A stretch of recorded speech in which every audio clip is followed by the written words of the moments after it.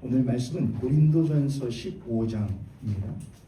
12절부터 19절까지인데요. 고린도전서 15장 12절부터 19절까지의 말씀, 제가 한 절, 여러분이 한 절 교독하여 하나님 말씀 받들어 읽겠습니다.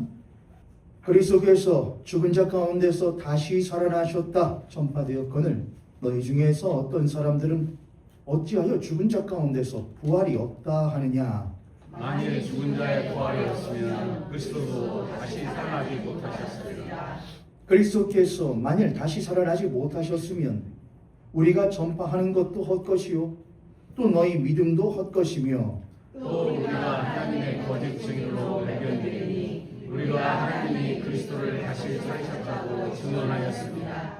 만일 죽은 자가 다시 살아나는 일이 없으면 하나님이 그리스도를 다시 살리지 아니하셨으리라. 만일 죽은 자가 다시 살아나는 일이 없으면 그리스도도 다시 살아나신 일이 없었을 터이요 그리스도께서 다시 살아나신 일이 없으면 너희의 믿음도 헛되고 너희가 여전히 죄 가운데 있을 것이요 또한 그리스도 안에서 잠자는 자도 망하였으리니 다 함께 만일 그리스도 안에서 우리가 말하는 것이 다만 이 세상의 삶뿐이면 모든 사람 가운데 우리가 더욱 불쌍한 자이리라. 아멘. 오늘 신앙 에센스 37번째 부활에 관하여서는 두 번째 시간으로 부활이 없으면 이라는 제목으로 말씀 나누도록 하겠습니다.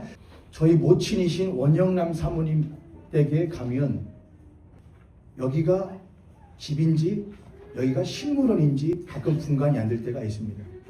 제 기준에서는 화초들이 너무나 많거든요. 볕이 잘 드는 베란다 앞에다가 화분들을 수생식물들을 많이 갖다 놓으셨어요.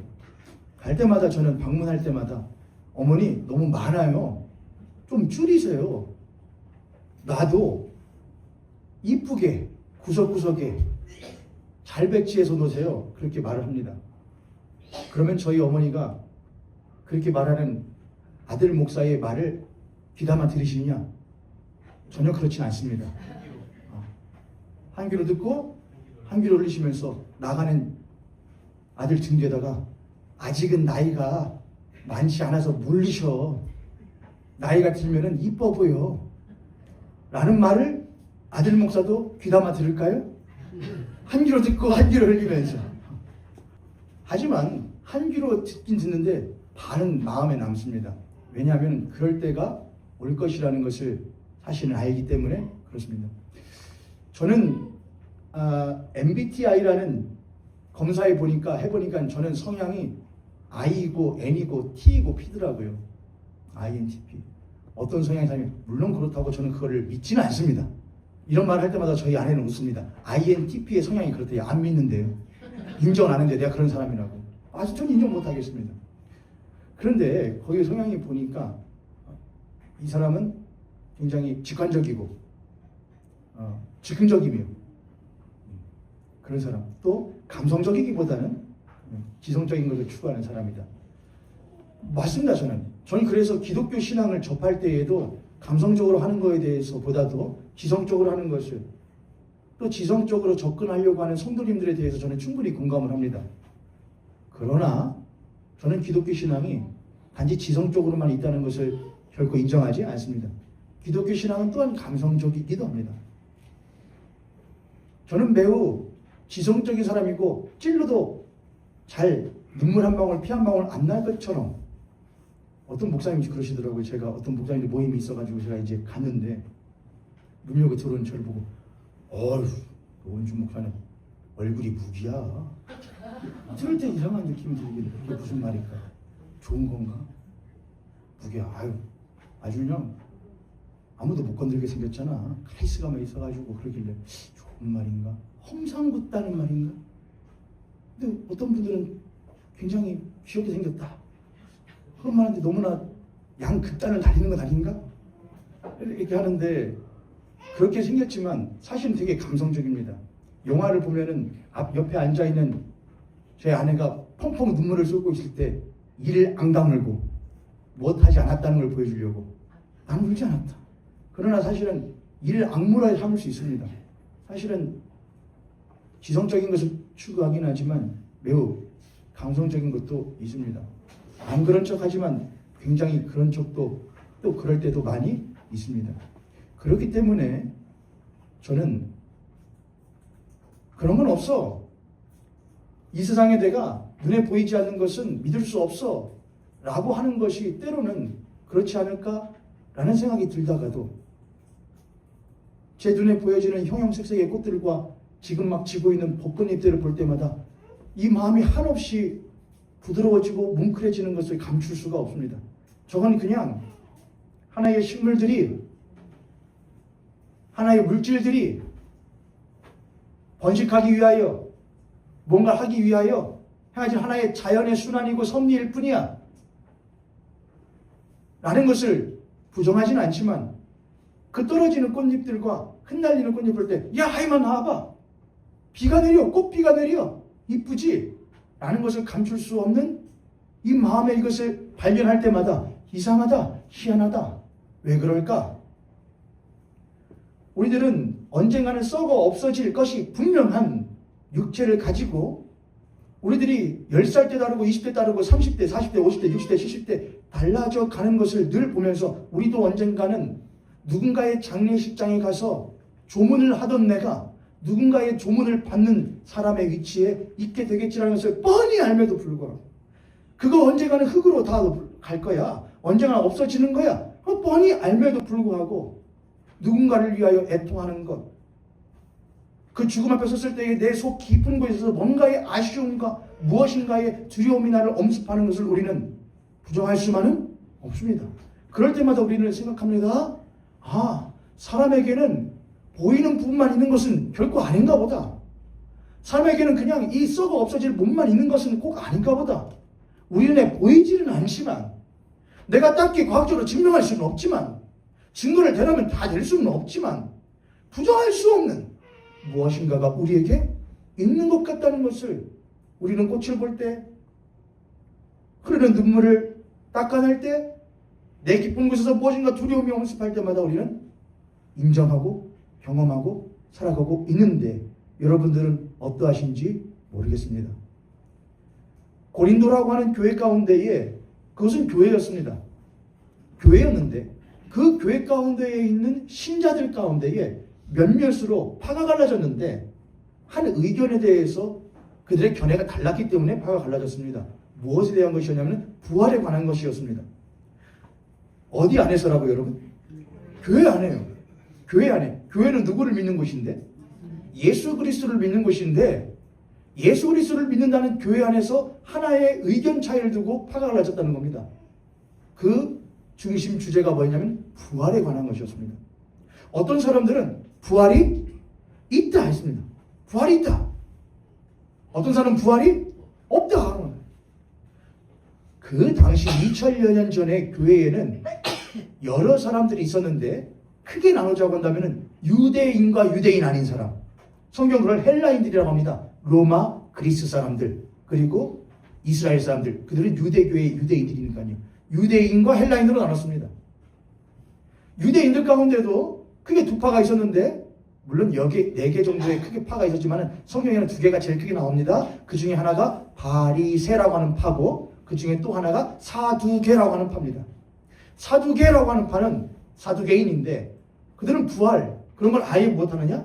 부정합니다.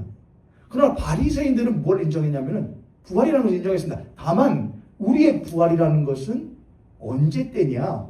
마지막 때라는 것을 항상 그들은 말했습니다. 마지막 때 부활한다. 마지막 때 우리가 부활하게 될 것이라는 것을 그들은 말을 했었습니다. 다시요. 어디 안에서요? 누구를 믿는?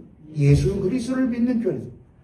이러한 고린도 교회 안에서의 이러한 문제들 보고 사도 바울이 쓴 편지의 고린도 전서인데, 그 중에 부활에 관해서만 쓴 장이 바로 부활장이라는 별칭이 붙은 고린도 전서 15장입니다. 사도 바울이 고린도 교인들을 하면서 말합니다. 어찌하여 너희들 가운데에 죽은 자의 부활이 없다 하는 사람들이 있을 수가 있냐라는 말을 합니다. 15장 1절, 형제들아, 내가 너희에게 전한 복음을 너희에게 알게 하노니 이는 너희가 받은 것이요 또 그 가운데 선 것이라. 너희가 만일 내가 전한 그 말을 굳게 지키고 헛되이 믿지 아니하였으면 그로 말미암아 구원을 받으리. 많은 사람들이 1절과 2절을 그냥 허투루 지나가는데 사실 1절과 2절은 내가 너희들에게 전하였는데 내가 전한 그 말을 너희들이 헛되이 듣지 않았다고 한다면 너희들이 그 말로 인하여 구원을 받을 것이다. 그렇게 했습니다. 사도 바울이 고린도 교인들에게 했던 말은 그들로 하여금 구원을 얻도록 만드는 말이었구나. 사도 바울이 그럼 그들에게 무슨 말을 했을까? 3절인데 함께 읽겠습니다. 3절과 4절 시작. 내가 받은 것을 먼저 너희에게 전하였노니 이는 성경대로 그리스도께서 우리 죄를 위하여 죽으시고 장사 지낸바 되셨다. 성경대로 사흘 만에 다시 살아나셨다. 사도 바울은 말합니다. 내가 받은 것을 너에게 전하였는데 내가 받아서 너에게 전한 것은 두 가지였다. 첫 번째, 성경대로 그리스도께서 우리의 죄를 위하여 무엇하셨다? 죽으신 것을 전하였다. 성경대로 그리스도께서 우리 죄를 위하여 죽으셨다는 것을 너에게 전하였다. 구약 성경 많은 곳 가운데에 죄인들을 위하여 죄 없는 한 의인이 그 모든 죄인들의 세상 죄를 다 짊어지고 하나님의 대속 제물이 되어서 죽을 것을 성경이 말했는데 그 사람이 바로 누구다?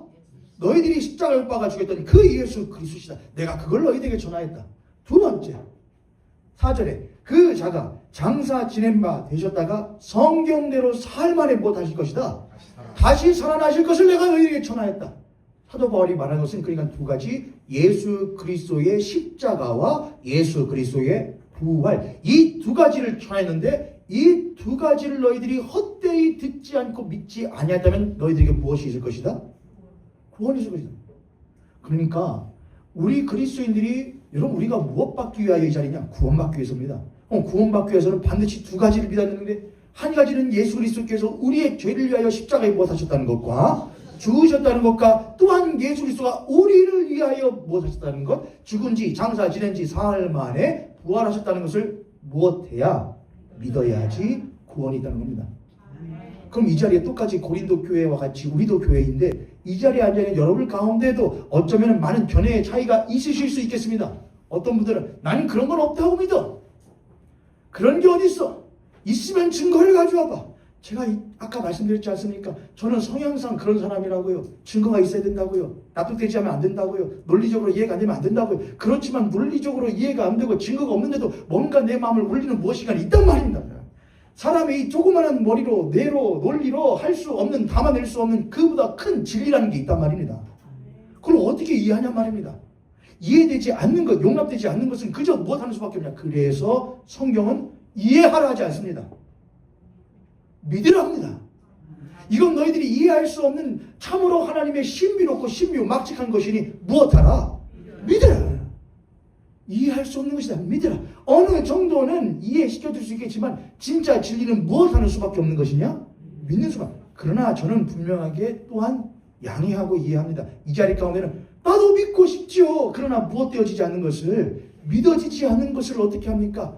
두 가지를 하십시오. 첫 번째, 믿고자 하는 열린 마음을 가져주시길 바라요. 내가 문 밖에 서서 너희들의 마음의 문을 무엇하노니? 두드리니 누구든지 내 음성을 듣고 그 문을 무엇하면 열면 내가 그에게로 들어가 너와 그와 더불어 먹고 그는 나와 더불어 먹으리라 하였으니 들을 준비를 해주십시오. 열 준비를 해주십시오. 그냥 그것도 하지 않는다면 열 일은 없을 것입니다. 두 번째는 뭘 해주시냐? 열었다면 주님 어서 오십시오. 내가 이것이 참된 진리라고 한다면 일평생 잠깐 살다가 하나님께로 돌아간다면 내가 이 땅을 살 동안에 거룩하신 하나님으로 말미암아 온전히 누리고 살다가 가기를 원하오니 대충 만나지 않고 온전히 만날 수 있게 하시옵소서. 이 두 가지를 하시면 참 좋겠습니다. 다시 돌아와서 두 가지를 믿어야 된다. 십자가와 부활. 그런데 오늘날 한국 교회 가운데에 하나는 참 많이 말하고 하나는 참 잘 믿는데 또한 하나는 참 잘 못 믿는 현상이 일어납니다. 그게 뭐냐? 십자가는 참 많이 말합니다. 십자가는 잘 믿습니다. 예수님 나를 위하여 십자가에 무엇하셨대? 죽어주셨대. 그런데 부활은 믿지 못하는 신자들이 의외로 많다는 겁니다. 나는 예수 십자가는 안 믿었죠. 에이 어떻게 그런 게 있어. 그때 당시에 사람들에게도 부활이라는 것은 이런 것들이 있었지요. 고대의 종교들 가운데에 기독교가 출현하기 이전에 유대교뿐만이 아니라 다른 고대의 종교들도 부활에 대한 것은 아니지만은 영생에 대한 신앙들이 있었습니다. 그래서 미라를 만들었죠. 무엇 하더라고? 영원히 살기 위하여. 사람들에게는 항상 문제가 있었습니다. 두 가지, 하나의 딜레마가 있는 거예요. 인간에게요. 죽을 수밖에 없는, 썩어질 수밖에 없는 무엇을 가지고 있는 것, 육신을 가지고 있는 것과 나이가 먹을수록 무엇하여지는, 더욱더 어려지고 더욱더 소녀가 되고 소년이 되어지는 이 영원히 살 수 있을 것 같은 이팔 청춘의 이 마음, 이것이 인간의 뭐냐? 딜레마예요. 육체는 점점 못해져 가는데, 쓰러져 가는데 마음은 이팔 청춘이에요. 나이가 안 먹어요. 할 수만 있다면, 몸만 가를 수 있다면 영원히 살 수 있을 것 같은 이것이 인간의 딜레마예요. 영원히 살고 싶은데 현실은 그렇지 못하다는. 그래서 항상 이 딜레마를 깨기 위해서 인간이 생각했던 것은 무엇이냐? 어떻게 하면은 영원히 살 수 있을까? 무슨 방법으로? 누구에게 의탁하여? 항상 그 생각을 했었습니다. 그런데 유대교 가운데, 유대교는 하나님이 이스라엘 백성들에게 주셨던 것이었습니다. 유대교에서 하나님께서 말씀하시던 것이 무엇이냐? 하나님이 어떤 하나님이시라고 성경은 말하면 하나님이 모든 생명과 인간의 죽음을 또 화와 복을 무엇하신다? 주관하신다는 신앙이 있습니다.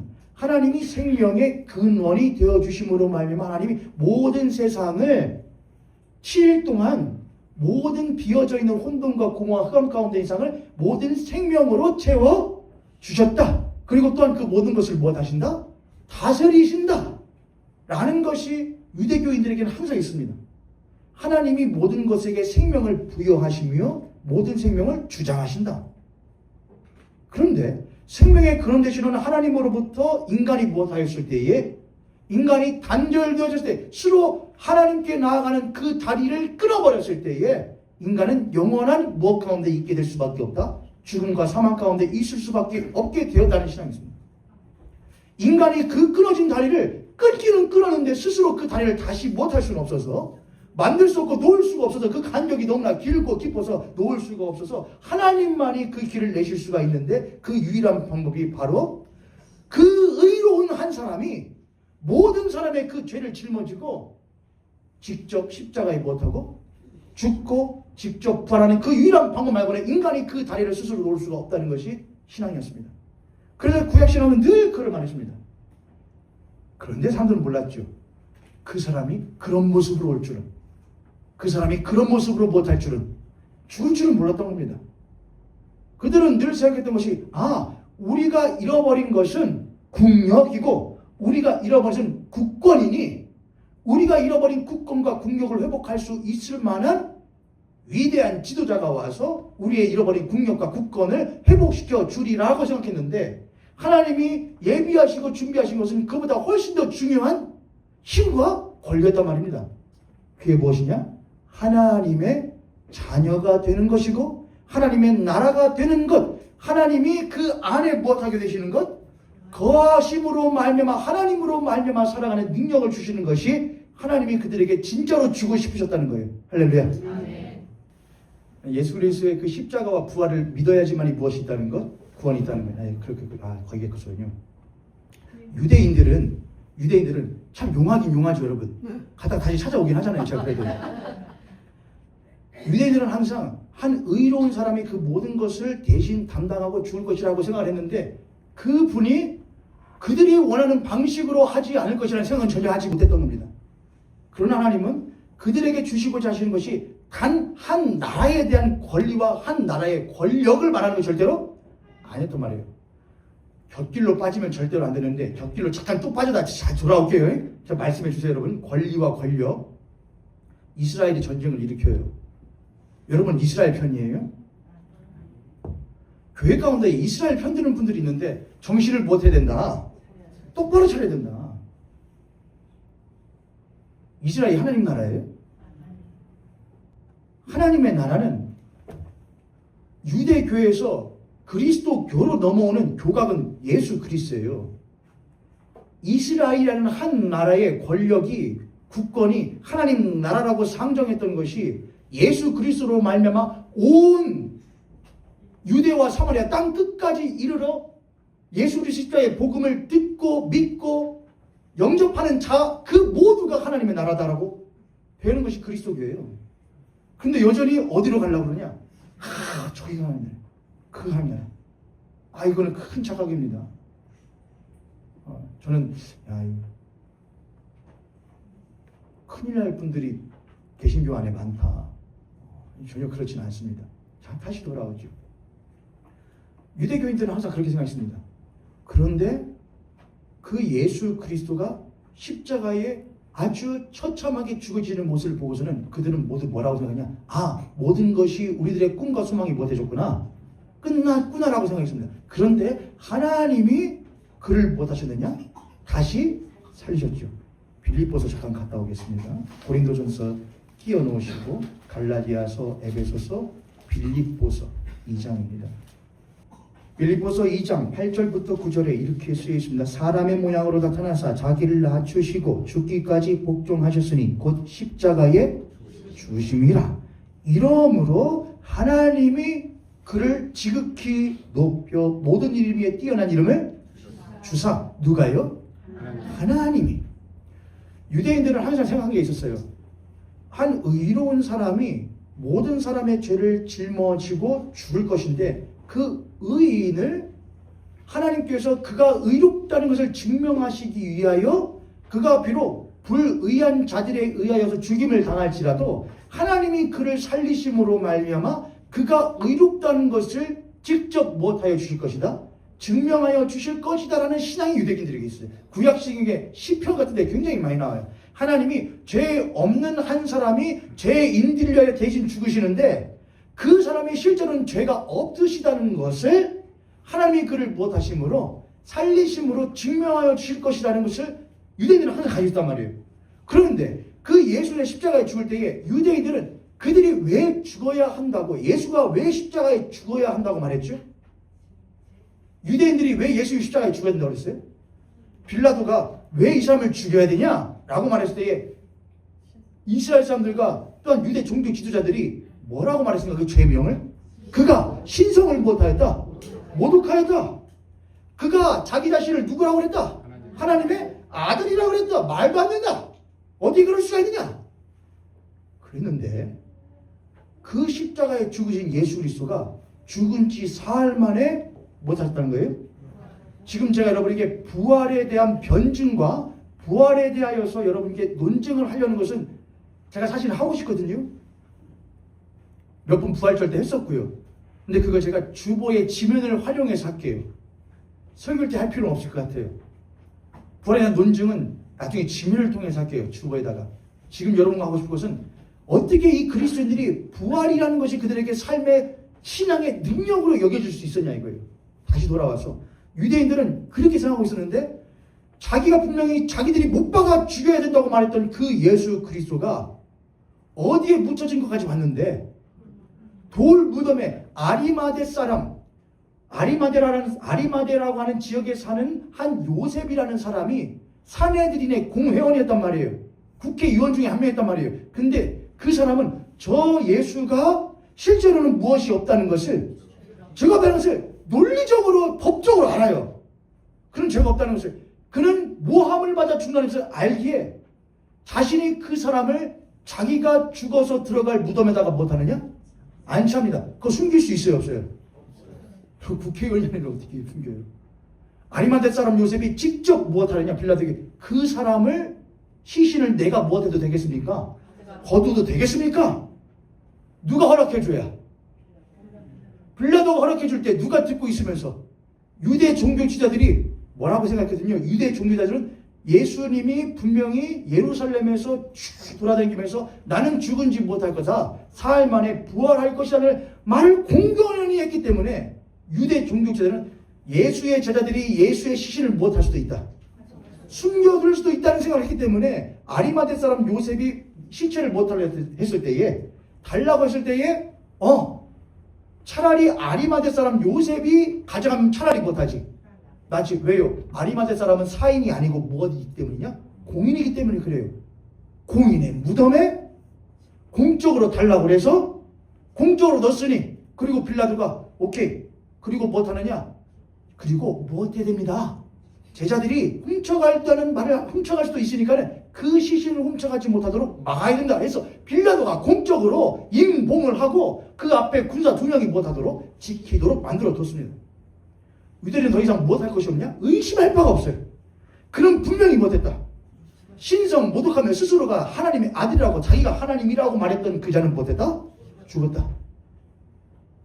했는데 그 예수 그리스도가 다시 살아나셨다는 말을 하는 사람들이 못하기 시작했느냐? 승인하기 시작한 거예요. 그게 고린도전서 15장 초반부에 나와요. 4절입니다. 고린도전서 15장 4절. 장사 지낸 바 되셨다가 성경대로 사흘 만에 달아나사 게바에게 보이시고 후에 12제자에게와 그 후에 500여 형제에게 일시에 보이셨나니 그 중에 지금까지 대다수는 살아있고 어떤 사람은 물론 육체의 연한이 다하여서 돌아가시기도 했으며 그 후에 야고보에게 보이셨으며 그 후에 모든 사도에게 맨 나중에 만삭되지 못하여 난자 같은 내게도 무엇하셨다? 저러다 보이셨다. 보이셨다는 것은 환상 가운데에 보였던 것이 아니고 그들의 이 시신경으로 자신들의 뇌로 인식하여 라고 할 수 있도록 확인시켰었다는 거예요. 누구에게? 게바에게, 12제자에게, 또한 500의 형제에게, 또한 야고보에게, 또한 만삭되지 못하여 난자 같은 팔싹등이 나 같은 사람에게도 못하여 주셨다? 확인시켜 주셨다 이거예요. 왜 그러셨을까요? 왜? 예수님은 왜? 6절에 보면은 그 후에 500의 형제에게 일시에 보이셨느니 그 중에 지금까지 대다수는 못하여 있고 살아있고 사도 바울이 고린도 교회에게 이 편지를 쓰던 때에 약 예수 그리스도 오신 이후 죽으신 이후로 약 30년 정도 35년 정도 지난 시점이었습니다. 예수님이 십자가에 죽으시고 부활하신 사건 이후로 약 30에서 35년 지난 그 시점에 예수 그리스도께서 부활하셨다는 것을 본 사람, 부활하신 예수를 보고 만지고 또한 그와 함께 식사를 했었던 그 500의 형제와 태반의 사람들이 그때에 무엇하고 있었다는 것이냐? 살아있었다는 거예요. 그럼 사도 바울이 그 편지를 쓸 때에 살아있는 사람들이 야, 예수님이 만약에 부활이 거짓이라고 한다면은 야, 그런 일을 못했잖아. 없었잖아. 이거 사도 바울 뭐네 이거.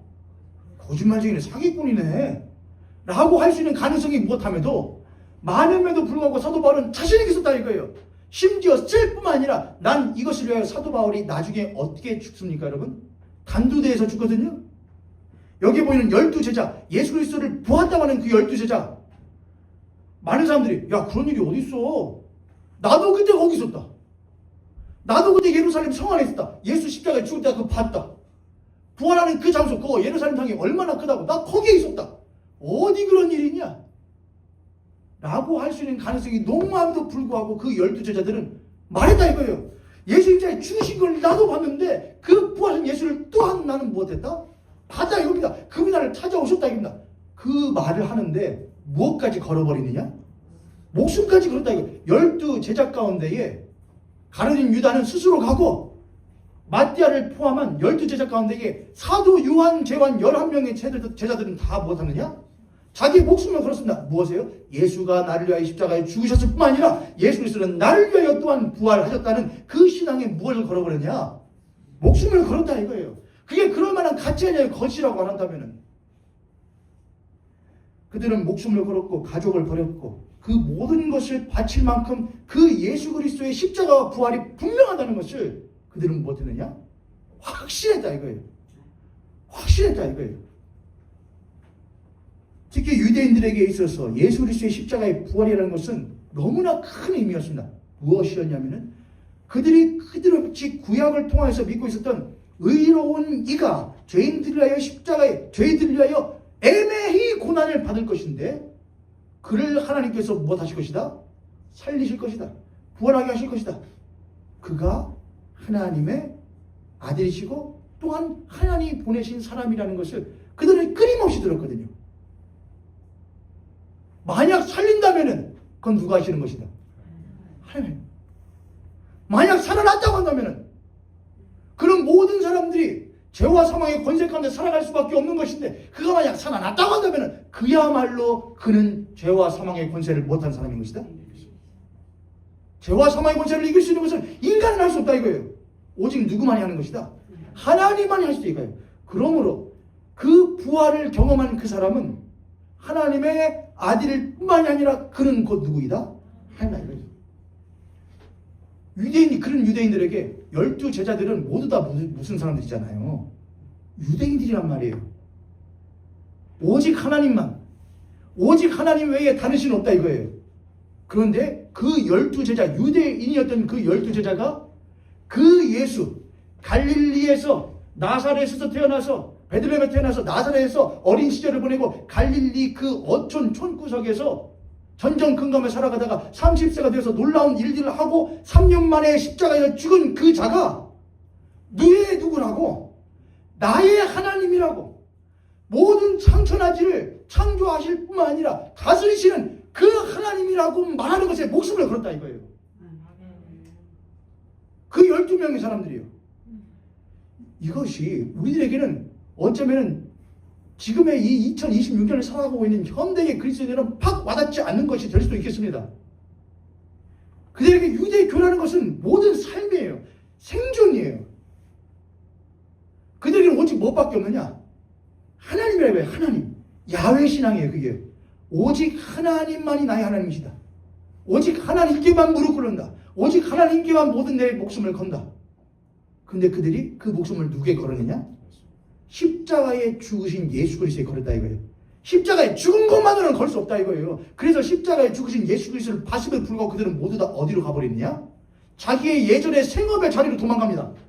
다시 고기 잡으러, 다시 어디로, 엠마오로 가고 어디로 가고 다 뿔뿔이 흩어집니다. 십자가를 못했는데도.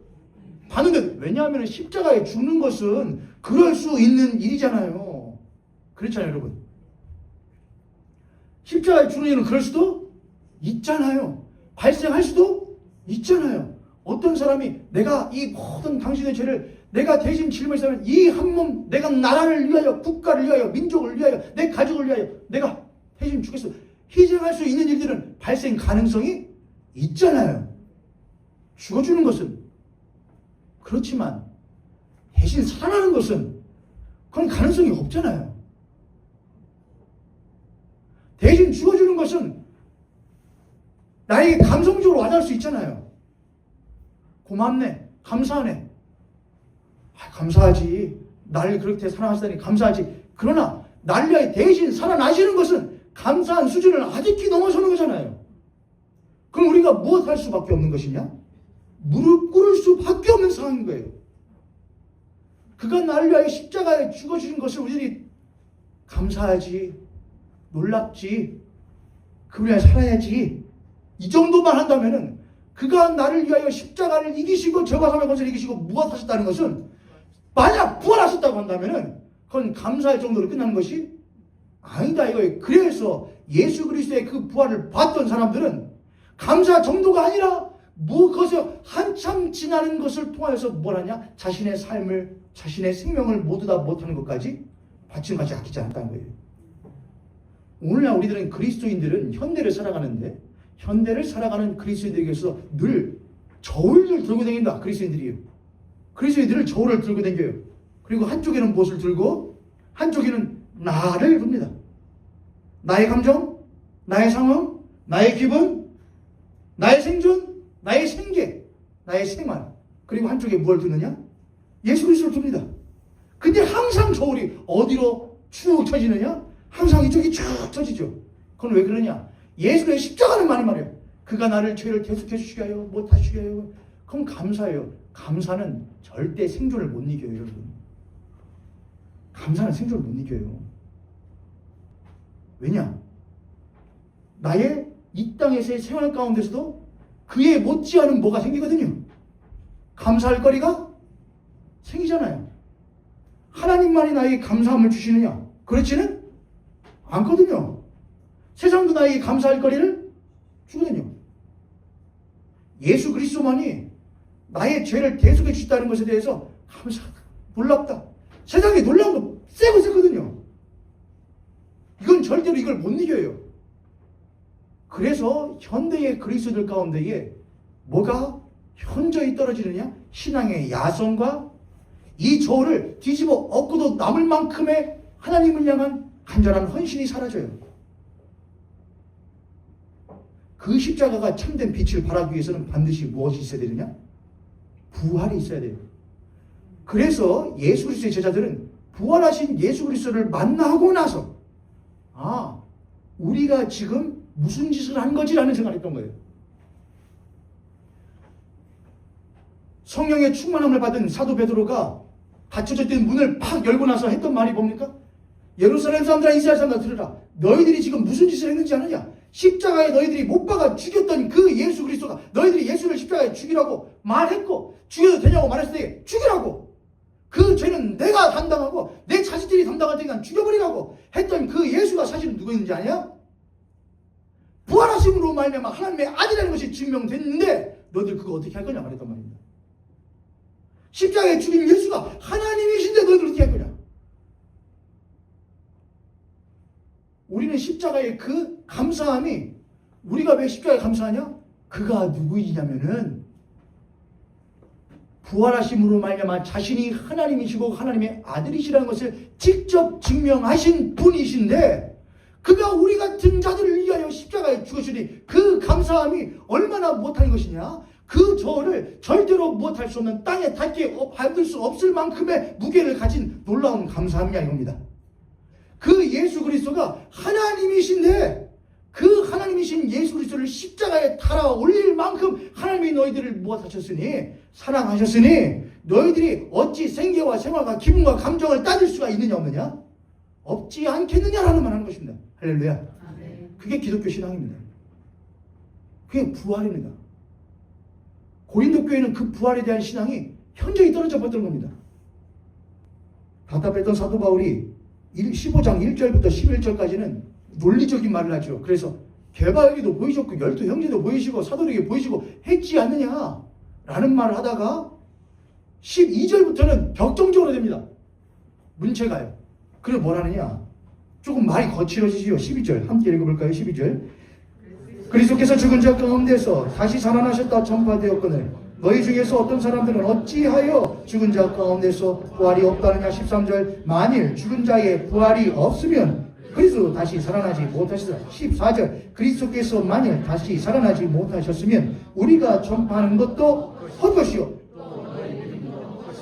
다시요. 여기가 아주 중요하죠. 사도 바울이 만일 너희들 어찌하여 부활이 없다 하느냐? 부활이 없으면 14절에 그리스도께서 만일 다시 살아나지 다시 부활하지 못하셨으면 우리가 너희에게 이 전파하는 십자가와 부활의 이 복음도 못한 것이고 헛것이고 너희들이 지금 이 자리에 앉아서 믿는다고 말하는 이 믿음도 못한 것이다. 그럼 우리들이 이 시간 여러분 이 자리 가운데 예수의 십자가 부활을 믿지 않는데, 예수 십자가의 부활을 믿을 생각도 없는데 이 자리 가운데 만약 앉아 계신다고 한다면 여러분은 왜 앉아 계시는 겁니까? 믿어지지 않다면 지금 당장 교회문을 박차고 나가라고 저는 하지 않겠습니다. 왜냐하면 그것이 믿어지기를 간절히 바라고 기다리기 때문에 그렇습니다. 여러분의 그것이 참으로 믿어질 수 있기를 바라요. 야, 이거 진짜구나. 그리스도의 십자가의 부활은 진짜였구나. 하나님이 그를 죽은 자들 가운데서 모아주구나. 그럴 수밖에. 모든 상처나 죄를 말씀으로 창조하시는 그 하나님이 아무런 죄도 없이 모든 죄인들을 위하여 대신 죄를 담당하신 그 사람의 그 억울함을 그 하나님이 풀어주지 못하신다고 한다면 나의 억울함은 하나님이 어떻게 풀어주시겠는가? 죄와 사망의 권세와 모든 세상의 억울함을 내가 모두 다 짊어지고 살아간다고 한다면 그 억울함을 보수하시고 복수하시는 그 하나님은 어떻게 역사하시는가? 예수의 부활에 있다 이거예요. 그래서 우리는 예수 그리스도의 부활을 볼 때에 하나님이 모든 것을 창조하시는 하나님이 그 예수를 살리실 뿐만 아니라 그 예수 그리스도의 의로움을 증명하여 주시는 하나님이 예수 그리스도만을 바라보며 믿고 살아가느라 이 세상 가운데서 고난받고 핍박받고 모함받고 억울함받는 나의 이 심정과 이 가시받기를 무엇하여 주시겠구나? 위로하여 주겠구나. 그게 부활신앙이에요. 그래서 예수 그리스도의 십자가의 부활을 믿고 살아가는 그리스도인들은 좁은 길, 가시밭길 걸어가는 동안 내가 뭐 하려고 이 길 걸어가지? 내가 뭐 하려고 예수 믿지? 내가 이렇게까지 힘들게 하면서 할 필요가 있는가? 할 때마다 하나님, 그러나 나의 이 모든 고난과 어려움과 역경, 이 모든 것들을 부활하신 예수 그리스도와 같이 당신이 나에게 무엇하여 주시리라? 갚아 주시리라. 나의 이 땅 가운데서 예수 그리스도를 믿느라 내가 다 뱉지 못한, 차마 속으로 삭혔던 그 모든 억울함과 근심과 걱정을, 그 눈물을 부활하신 예수 그리스도께서 무엇하여 주시리라? 닦아 주시리라. 그것이 그리스도인들의 무슨 신앙이냐? 부활 신앙입니다. 뿐만이 아니라 오늘 우리가 지금 살아가고 있는 이 땅 위에서의 이 삶이 십자가에 죽으신 예수 그리스도께서 우리와 다시 사는 것이 아니란 말이에요. 십자가에 죽으시고 무엇하신? 부활하신 예수 그리스도라고요. 십자가에 죽으신 예수 그리스도가 우리 가운데 사는 것이 아니고, 십자가에 죽으시고 무엇하신?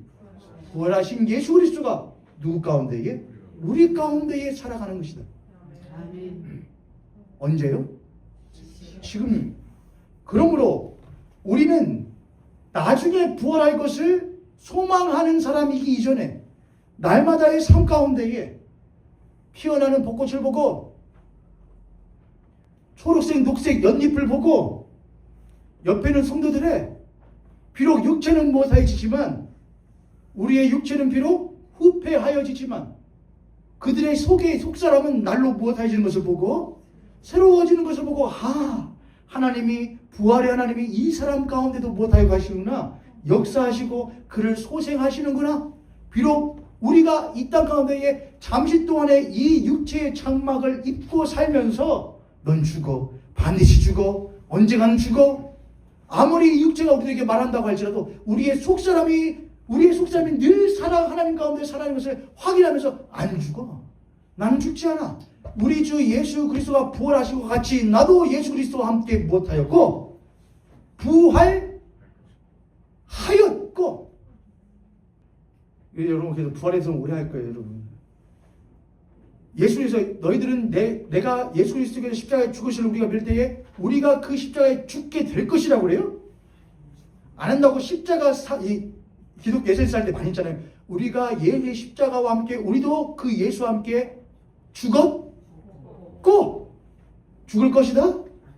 죽었고, 이미 죽었고, 죽어가고, 있고, 또한 반드시 못할 것이다.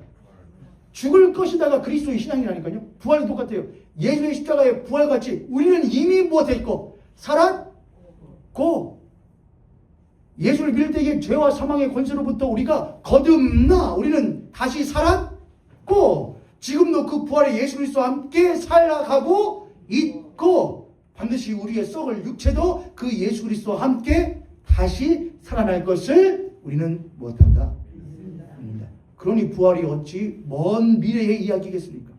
부활은 오늘, 지금, 이 현재의 이야기이고, 우리가 오늘 이 시간, 이 현재에서 경험하며 누리며 살아가야 할 하나님의 무엇이냐?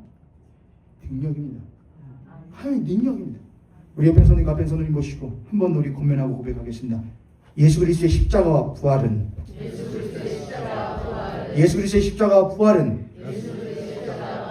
모든 것을 이기는 하나님의 능력입니다. 할렐루야. 둘 중에 하나가 문제죠. 제가 잘 못 전했거나 여러분이 확신이 없으시거나, 이렇게 확신 없이 대답하시는 분들은 잘 모형기밖에 없었으니까 다른 분들하고 비교할 수는 없는데, 다시 한번 예수의 십자가 부활은 하나님의 능력입니다. 그 능력이 여러분의 삶 가운데서 경험되시길 간절히 축복합니다. 아멘.